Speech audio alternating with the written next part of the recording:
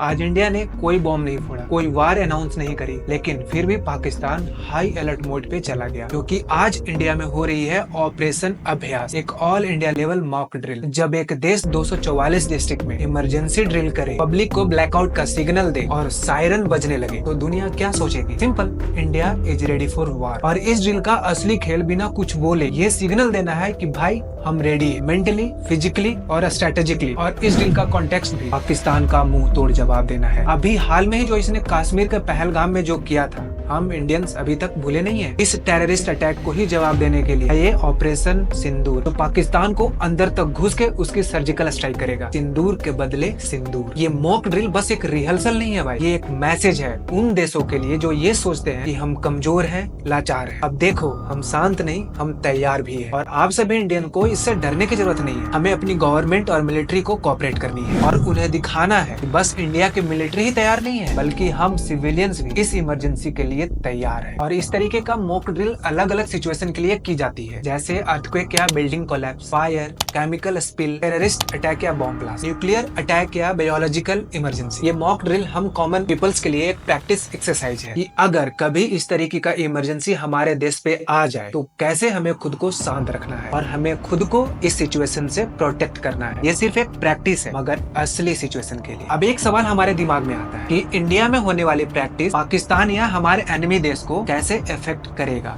Right? तो देखो भाई, ये मॉक ड्रिल पाकिस्तान या अदर कंट्रीज को साइकोलॉजिकल या मेंटल स्ट्रेस देगा। जब इंडिया नेशन वाइड ड्रिल करता है तो पाकिस्तान को एक क्लियर मैसेज मिलता है कि हम पूरी तरह से रेडी है, चाहे वॉर हो या टेररिस्ट अटैक। ये डिटरेंस क्रिएट करता है। पाकिस्तान को ये सिग्नल मिलता है कि अब इंडिया हर एक तरफ से, हर एक एंगल से रेडी है। और large scale mock drill satellite और इंटरनेशनल एजेंसीज के रडार पे होती है, जिसे पाकिस्तान की एजेंसी भी मॉनिटर करती है। और इससे उनके दिमाग में खलबली मचेगा, ये ड्रिल है या actual preparation of war. Mock drill खुद एक सॉफ्ट वेपन बन जाती है। बिना गोली चलाए आप अपने अपोनेंट को नर्वस और रिएक्टिव बना देते हो। बाकी आप लोग कमेंट में जय हिंद लिख देना भाई।